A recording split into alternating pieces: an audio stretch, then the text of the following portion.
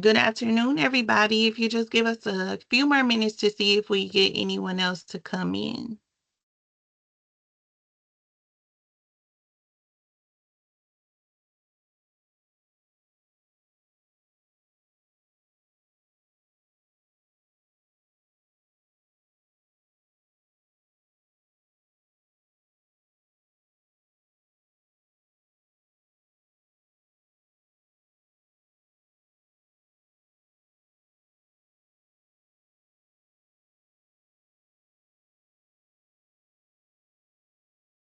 Good afternoon. We're still admitting people, so give us just a minute. People are still joining. We'll start in just a minute.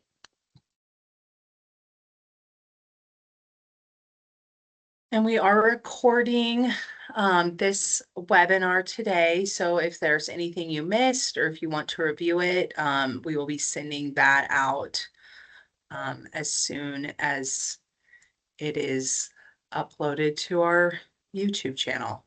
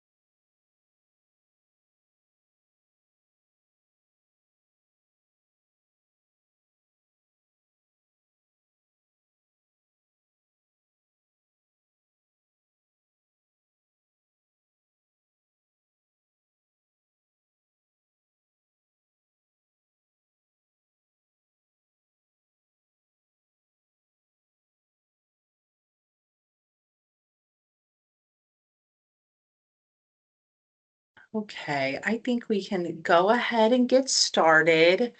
Thank you all for joining us today for the Neighborhood Empowerment Grant Award Recipients webinar of what is next with your empowerment grant. So my name is Sarah Wagner. I'm the grants manager for the Neighborhood Services Department. And I have a few colleagues on this call. I'll go ahead and let them introduce themselves. Hello, I'm Tamara. I'm the Grants and Contracts Coordinator and one of your main contacts for this actual grant. Hey, good morning. I'm Monica Castro. I am the neighborhood's community engagement coordinator. So Tamara is the lead grant manager for the empowerment grant, and she is going to be the person that you all communicate with the most. And Monica is our main community contact for all of our neighborhood groups. So thank you guys both for being here today. So we are going to go ahead and get started. And we have an agenda for the webinar. So the things we're going to go over today is the purchase order contract for the grant award, the allowable expenses, advance payments for this grant, the invoicing process, grant reporting and monitoring, and then important due dates. So if you all have any questions, please go ahead and put those in the chat, which Tamara and Monica will be monitoring. And if there is a question that's coming up a lot or something that they feel like is important to share with everybody and get kind of a live answer, they will go ahead and escalate that to me or answer it themselves.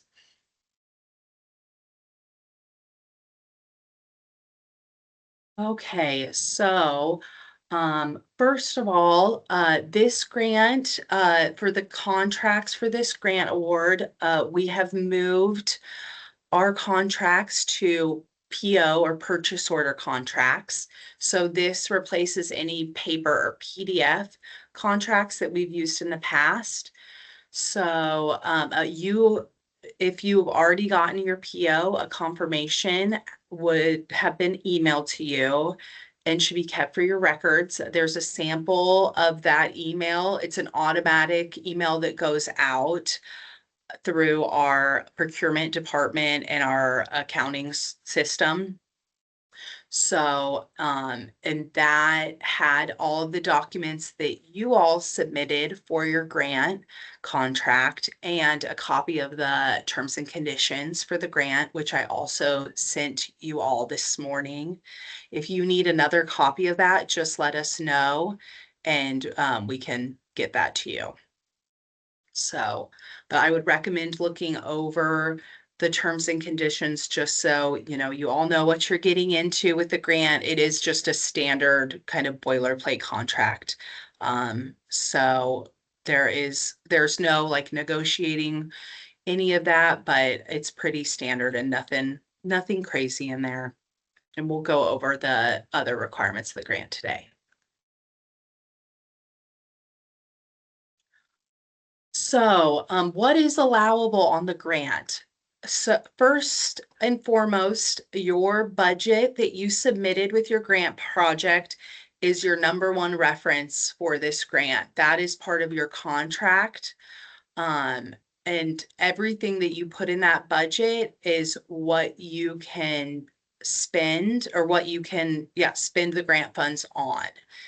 If you are mid-project and your budget changes, something ended up costing more money, you got another grant that covered part of the program, and so you want to change your budget to include a different event or different supplies, that's something that you will need to reach out to us and we can talk about amending your budget and making sure that it is still allowable per the terms and conditions of the grant.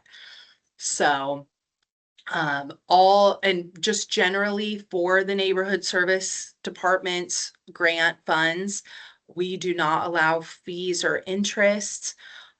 We don't allow like a that is allowable in many other grants, indirect rate that you just kind of admin compilation of different fees. We do require proof of payment for every single expense. So keep that in mind when you're charging the grant, that you do have to include proof of payment to get a reimbursement.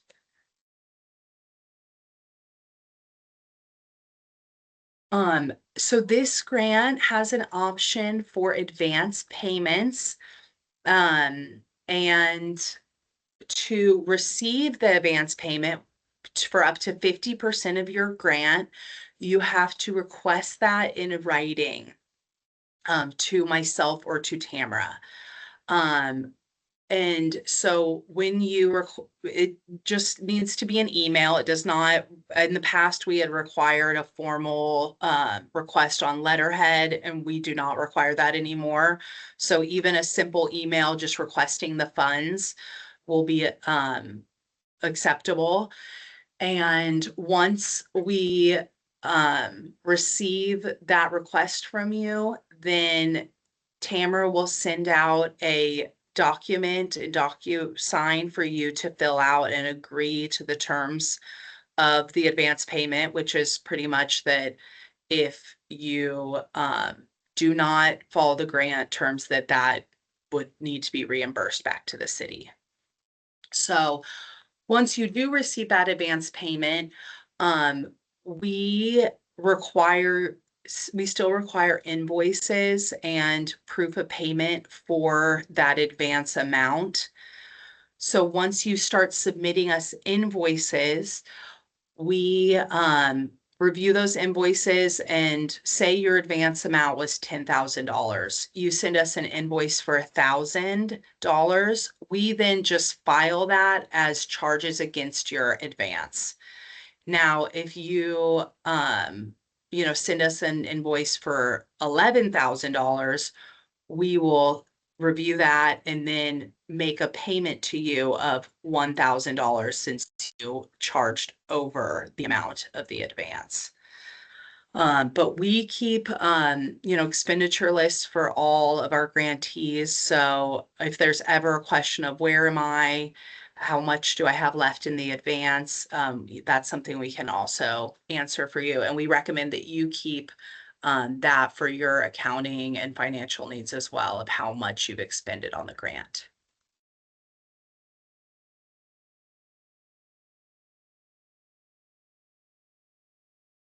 Okay, and when can you start invoicing? As soon as you get that purchase order. So, I sent out the blank invoice templates to you guys earlier.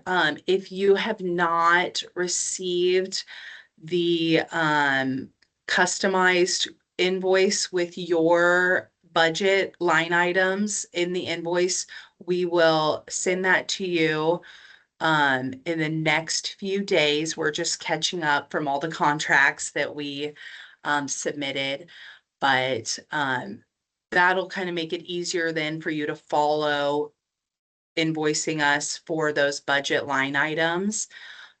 And then the first invoice is always the hardest. There's a lot of back and forth usually. That to just make sure that you have the documents and understand exactly the requirements of the proof of payment. But we're here to help you through that process. We are happy to, schedule a one-on-one meeting if you want to review the invoice and make sure that you are, in compliance with what we require. And after that, it usually goes pretty smooth. So once you get the hang of it. So we are, and we'll get into this a little later in the webinar, but we are requiring, this is a new requirement for all neighborhood grants, that you are invoicing us quarterly, so that we don't get behind in the project. For both, it really helps both us and you all too, to make sure that we're staying on track. And we're going to be offering a little more support for these grants so that, we can both help make sure that the programs are a success. And the city's quarters are a little different than the typical calendar year quarters. So those quarters for the city are from November 1st to the end of January 31st, February 1st to April 30th, May 1st to July 31st, and then August 1st to October 31st. So the ending dates are here, and that's when we would need an invoice by.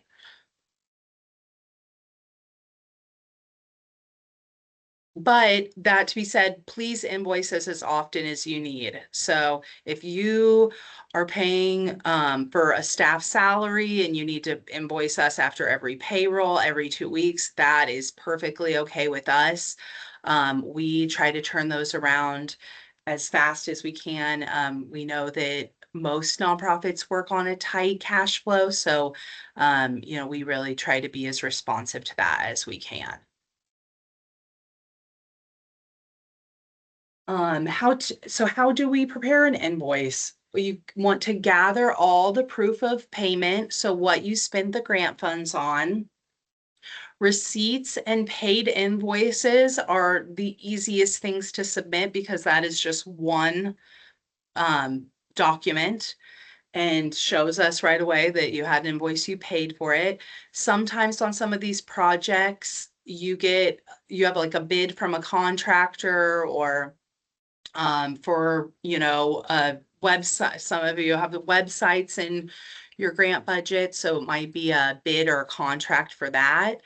If you have something of that nature that doesn't show that it's paid, then we just require a proof of payment with that. So a bank statement, credit card bill, a paid check, a copy of a check. And then some of you have payroll or personnel costs for this grant. So for that, we need the copy of your payroll, how you pay out your employee, and a timesheet if you are not charging 100% of the employee's pay to the grant. So if you're charging a portion, 30%, then we need to see the timesheets showing the amount of time that you're charging. And then with that, we also require a proof of payment. So again, a bank statement or a pay stub.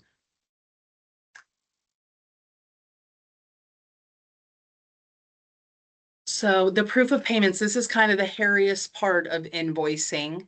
Um, So one thing that we like to tell grantees is that your receipts or what you're turning in for reimbursement should tell us a story. So if anybody were to look at this packet for reimbursement, they would be able to tell exactly what you were spending on for the rebuild grant and what part of your budget you're charging. This helps us and you all, if the city, we do a annual audit and we also get audited for our funds. And then if we don't have a full explanation, then we're contacting you for a grant from 2 years ago and asking to, what this charge was. So the cleaner it is on the front end, the better it really is for all of us. So that being said, we ask that those supporting documents are organized and labeled according to how you spent them in the budget line item. So for example, if you have a line item, it's for minor home repair. Um, and you bought supplies for minor home repair at Home Depot. We're going to ask that you label that receipt minor home repair so that it matches on the receipt of what you're charging from your budget. Because when we get receipts that's just, 4 receipts from Costco, 4 receipts from Home Depot, we don't really know what part of the grant you're charging for that. And then that causes a lot of back and forth. So having labels on it is really helpful for us. And again, if you maybe purchased 4 things at Costco for 4 different grant programs and you're only charging one of those line items to the empowerment grant, please label that and or highlight it. Let us know exactly what you're charging the empowerment grant for. So, and this is just kind of reiterating with that invoice, what we were talking about earlier, if it's an invoice or just any kind of charge that doesn't show that it's paid, then that's when we need the secondary proof of payment. So bank statement, credit card statement, or copy of a check. And we'll have some examples of clean invoices to make this a little easier to understand. So we also have kind of just a extra, I did not email this out to you guys, but I can after this webinar, an expense ledger to help you out with that invoice. So if you have 10 line items that you're submitting for an invoice and they're all being charged to minor home repair, we've created a expense ledger that you can kind of list those out and then show us, Costco for $10.35 or whatever it might be. And then you can kind of organize them. It's just an organizational tool. You do not have to use it, but some of our grantees find it helpful.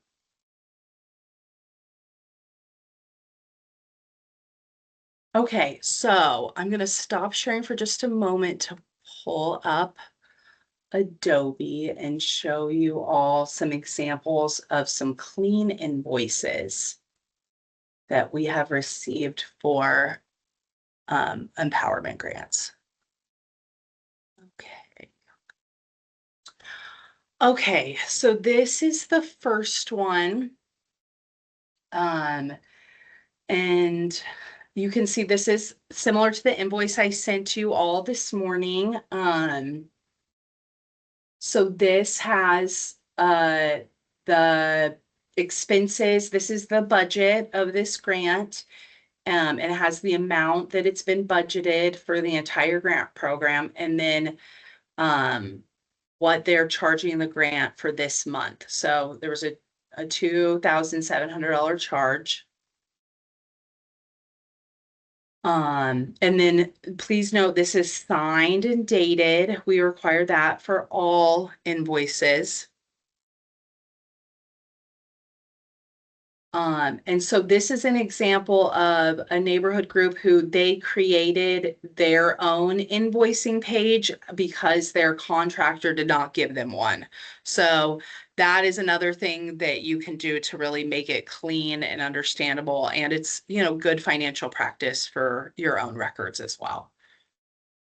So this has a detailed description of what happened for this charge and exactly how much was charged on materials, and then what was charged for labor for a total of what they charged the grant, which was $2,700.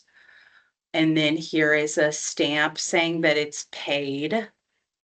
And this really would have been enough for us, but this grantee also submitted then a copy of a paid check. So this is like a home run for an invoice. Here's another one that is, again, just for one line item, and you can charge multiple, line items for each thing, but this is just an example. So this is, oh, well, this does have two. Again, the budget, oh no, the current expenditures and the previous. So this is just one. Again, it's signed and dated. And here is a copy of the receipt. And that shows us right here the payment method. It was paid. And that's about it. Pretty simple. So, okay. The hardest part is just keeping all those receipts in order. So then the submission is easy.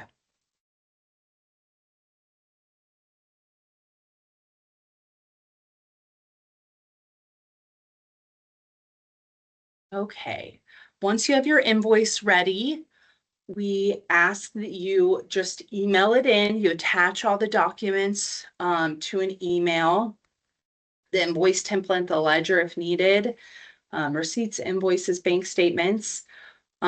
We prefer if they're all combined in one document. If you cannot do that, it's okay. Or sometimes if it's too big, you need to send it in multiple emails. In that case, just make sure it's labeled and easy for us to understand. We ask that you send all of our invoices to the KC Empower email address. And then to also CC, especially Tamara, she's the one who reviews those and appreciates it when you copy her too. So then we really make sure that we see it and get it paid for you guys on time. So we have a 30-day payment policy for the city. We pay out invoices within 30 days of receiving them. But if there is some back and forth, if you submit an invoice, it's missing a receipt, then and we have to go do some back and forth, the 30 days starts once it's finally ready for submission. So that back and forth process can sometimes cause delays, which can be frustrating for our grantees. So again, just making sure that you have a clean invoice at the beginning will really lead to fast processing on our end. Also, if your organization isn't already signed up for ACH, that is by fast the best way to get paid. It's fast. And then we've had some experience of checks being lost in the mail. And then that takes like an extra month to process on our end because we have to cancel it. The cancellation has to go through. It's a lot to go through. So if you can sign up for ACH, we really recommend that.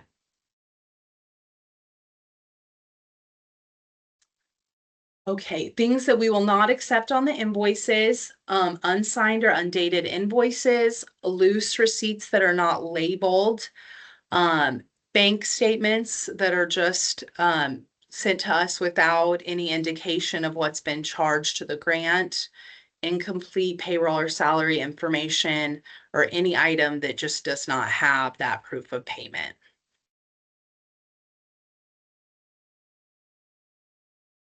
Okay, so this is something that we're really launching for the first time with this grant for empowerment grants.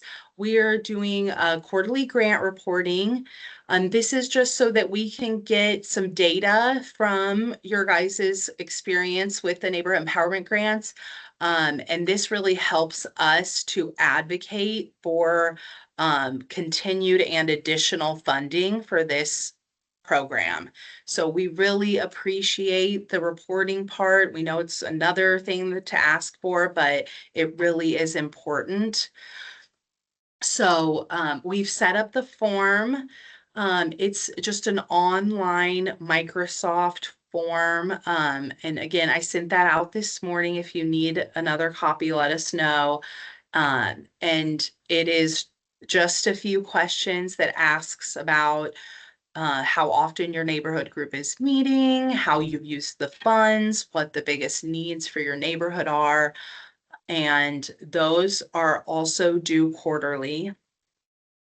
And we send out a reminder email a few weeks before those are due, just so that, everybody gets a reminder and knows when we need that by. If you do not complete the grant reporting, we can halt the payments until that grant reporting is complete. So please try to stay on top of that. We try to make it as easy as possible. And if you have any questions about that, please let us know. Okay, another thing that we are starting that is new that we're really excited about is we're going to start grant monitoring for all of our grants in the neighborhood services department. And monitoring kind of sounds scary, but it really is just a way for us to learn more about your grant project and make sure that the projects are, again, moving along on time and that they're successful. And it's a great opportunity to talk through any issues that you guys might be dealing with the funding. Sometimes when there's an unexpected delay in the project, or you have a staff member that was going to lead that, or a volunteer that was going to lead that project, and they ended up leaving your organization, and we need to reimagine how the grant is going to look. This is a great opportunity for those kind of conversations. And we really care about all of these empowerment projects and really want them to be successful. So obviously you can reach out to us at any time. It doesn't have to be during these monitoring sessions, but that's a good one-on-one opportunity to bring up some, higher level needs. So the grant monitoring is in the form of just a check-in meeting. It can be in person or virtual. If you want us to even come out, we're happy to do that and see what you guys are up to. Um, and we will be sending out, those are also going to be happening quarterly. So we will send out a reminder with the quarterly reporting of just, hey, it's time to schedule your grant check-in monitoring meeting. And yeah, we're excited to kind of kick that off with this project. And the first meeting will happen in January. So we have a little time to get things started. Okay. Important due dates for this grant. So grant invoices, as we said earlier, are due quarterly. Grant reporting and monitoring is also due quarterly.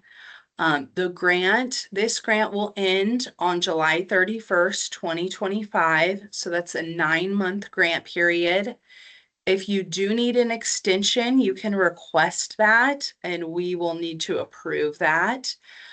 And then one thing, being said, this is a 9-month grant period.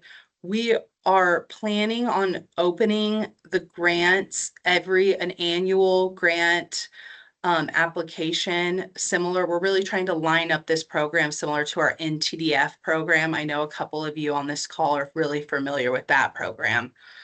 So if funding allows, and this funding has continued to be put in neighborhood services department budget, we hope to do an annual grant, and that will always open at the beginning of our fiscal year. So if you do spend all of your grant funds before that time, which is April 30th, 2025, you then will be eligible to apply for another grant when it opens. So we have decided that organizations can only have one active empowerment grant at a time. That really just reduces confusion about what you're charging to what grant, and also helps us keep track of them and really pay attention to each project better. So, you guys spend the money however you see fit within the grant period, but that is just something to kind of look ahead.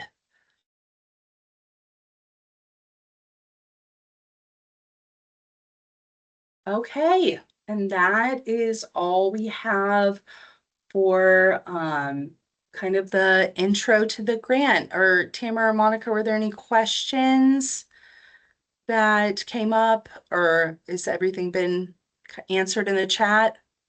So one of the questions that came up was the ending date of the grant. So I didn't answer that one in the chat because I knew it was on your um, slides. But another question that has come up is about insurance, and I think that they're asking if there is, can anyone list insurance companies that are providing liability insurance for not-for-profits, which that's not something we normally, like push or refer you guys to. But me or Sarah, after this meeting, can definitely send you a list of some that our not-for-profits have used. But there's no certain insurance company that we push or, you know, stand behind, I guess I would say. And that is a great, one thing that's awesome about this program is you guys are in the room with a incredible number of community leaders who are doing wonderful work in their own neighborhoods. So a great place also for some of those questions of people who, we process the insurance. We aren't the ones getting quotes and, with the experience of what a neighborhood group goes through. So if you do have any contacts of other neighborhood groups, that is another great thing to kind of collaborate on or get advice from neighborhood groups who are already doing those, or already have experience with insurance, or that applies to anything, programming and um, all of that. So Ms. Nancy from Blue Valley just added Counts Insurance. If you would like to try them. So Blue Valley is one of the recipients, and she's saying that she goes through Counts Insurance. Yeah, and Beth also shared some contacts. So thank you guys. Yes, we have an incredible amount of knowledge here in this webinar. So that is something to remember as well. So there was a question that was just added. It says, so if we're interested in the grant next year, for a totally different project, we have to spend all of the funds we have received this year by, yes, that is true. We will not double dip or have more than one grant open at a time. So you will either spend all of this, and if you don't spend this by the time the next grant opens, then you just wouldn't be able to apply for the next grant round. And we, as funding allows, we hope to, and we probably will this year, open a mid-year application cycle. We haven't set the dates for that yet, but we will be setting those, and it probably will open at the beginning of the year.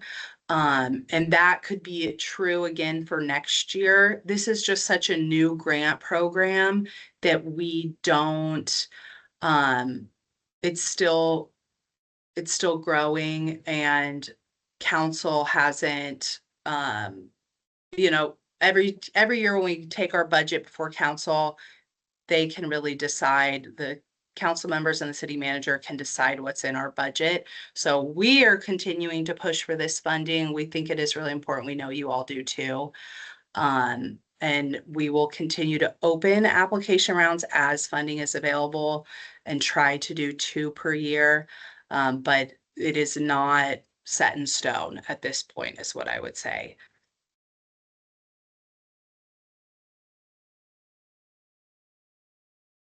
And again, too, with, this still being a new grant as well,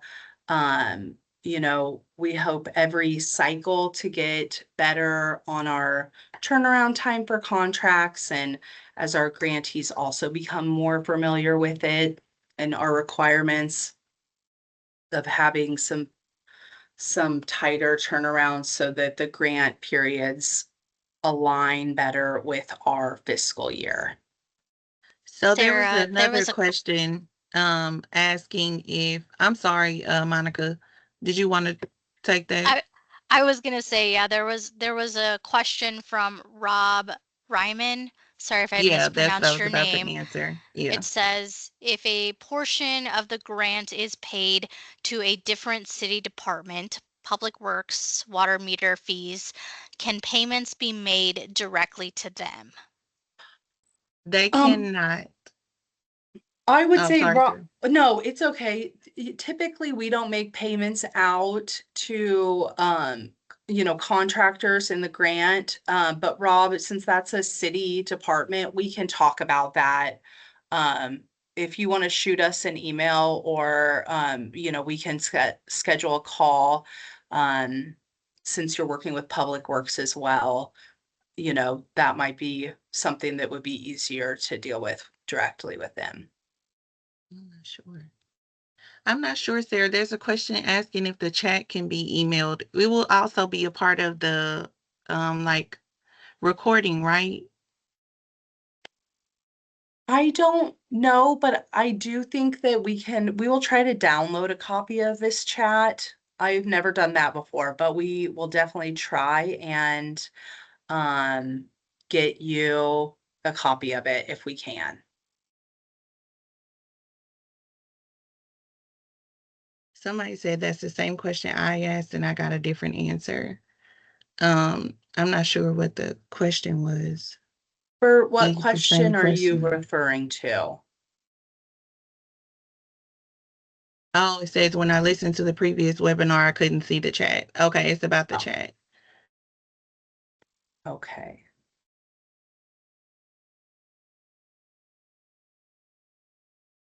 Okay. Okay, there's a question. If the neighborhood association doesn't have the funds to pay a contractor up front, can we talk about some options? So part of the reason we do the advance payment is to help with situations like that. We're giving you a little bit of the money up front, so that you can pay out of that to get the grant started.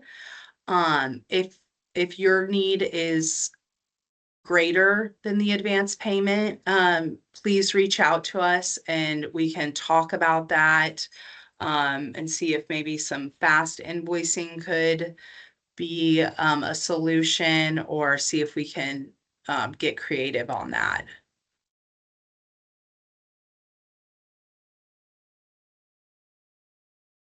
Okay, Bert. Yeah, if you also want to reach out to us, if you're working with another city department, um, we can talk to you about that, and if it's possible. That's one of those things that some of these questions are a case by case basis. So it's hard to give a blanket answer. If we can pay out to a different city department, it really just depends. I know it's not an easy answer to digest, but we can talk through that and see if it's a possibility.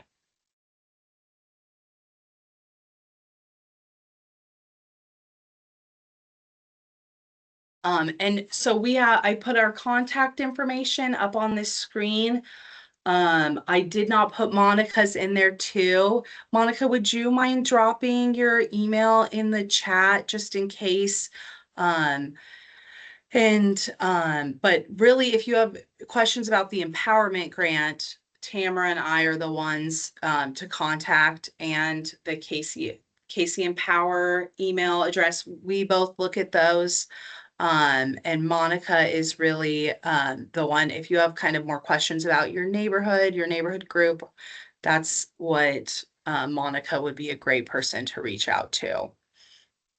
So, but anything about the empowerment, please feel free to reach out to us with questions. And yeah, we're really excited to start this with you guys and really excited to hear about all the wonderful work that you all are doing, and appreciate your help with this grant project and making it a success. So thank you all for joining us today. Um, and yeah, we will be in touch.